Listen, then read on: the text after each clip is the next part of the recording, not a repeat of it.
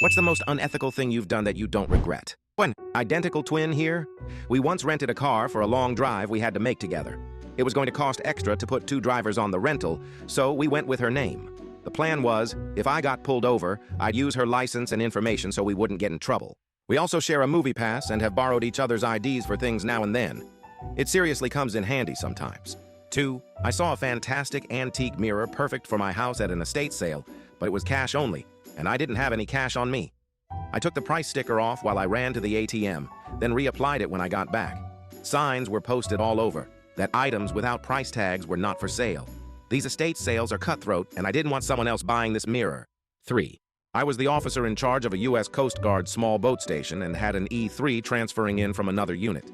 It was unusual, as most go off to their A-school training at this point. Turns out he was married with 2 young kids and his wife had terminal cancer. I had him check into the unit and come in once a week just to be around the crew and play some volleyball. Other than that, he spent every minute with his family for the next 4 months. I never charged him a day of leave. The sector commander asked for updates on the young coastie. I told him we were taking good care of him, and as long as there were no admin personnel follow-ups, he will have all the time he needed. He said that's why I made sure he went to your unit. I knew you'd do the right thing. 4, I worked in an inpatient mental health and drug rehab facility and would embellish about the patient's symptoms so that the insurance would pay for their needs to be met. Insurance companies are so evil and don't want to help people when they truly need it. 5, I got fired from a job because the owners were convinced that I deleted everything off the email and drive. We were using a software that organized our inbox, so thus had all our communications, files in different folders, as opposed to just keeping the primary inbox full of random things.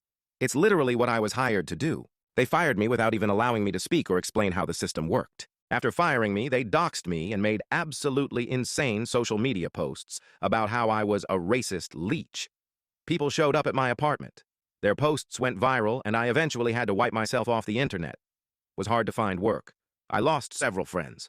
I even considered a legal name change for a bit. Anyway, the unethical thing, after their posts went viral, when this whole thing began to affect my safety and mental health and reputation, I went ahead and deleted all the emails and files. Client contacts, building leases, business manuals, schedules, all of it. The files were always there. They were always available to them. But seeing how they blew this very manageable misunderstanding up, along with my life, I figured why the hell not? 6, IDK how unethical this is.